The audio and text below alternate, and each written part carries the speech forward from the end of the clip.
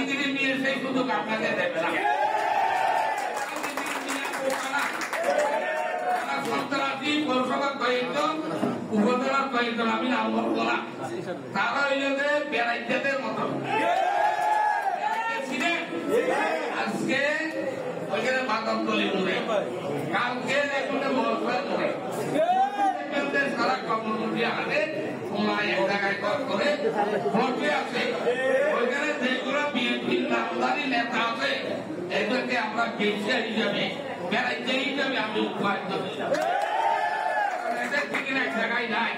আপনারা দেখেন তাদের যারা নেতা আছে আজকে এগিয়ে নিয়ে কালকে সৈয়দ সাদাত, হরসুল সাদাত নিয়ে রমজান বাবা একদিন আগেও আমার এখানে পা পিছে গাজী সাদাত দুইকে নিয়ে সেই মেয়েরা কিভাবে এনামের পক্ষে দাঁড়িয়া আমাদের বিরুদ্ধে কথা বলে আমি তার কাছে সেটা দাম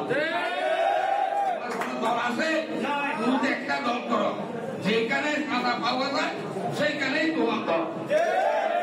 আমরা সাদাবাদদের উচ্ছেদ করতে আমরা একটু সময় নিচ্ছি, কৌশল নিচ্ছি।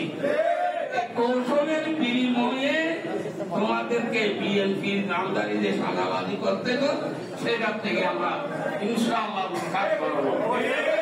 কুকুর পাগল হয়ে যায়। এখন আমাদের বন্ধুরা, আমাদের বন্ধু তারাও তো বিএনপি করেছে, কিন্তু এখন তারা পাগল হয়ে গেছে। তারা এখন মিটিং কোন ঠিকানা না পাইয়া পাগলের মতো, কুকুরের মতো পাগল হইয়া যাকে পাই তাকে কামড় দেওয়ার চেষ্টা করছে। আমি আপনাদেরকে অনুরোধ করবো তাদের থেকে একটু হুঁশিয়ার থাকবেন। কারণ তারা কামড় দিলে, এটা আবার কুকুরের কামড় দিলে ভালোভাবে যদি পাওয়া যায় সিটিগড় প্রয়োজনে, বাইরে মানুষ মারা যায়। সিটিগড় প্রয়োজনে এখন ডাক্তারের অভাব, ওষুধের অভাব, ওষুধের আগে একটু সতর্ক থাকবেন।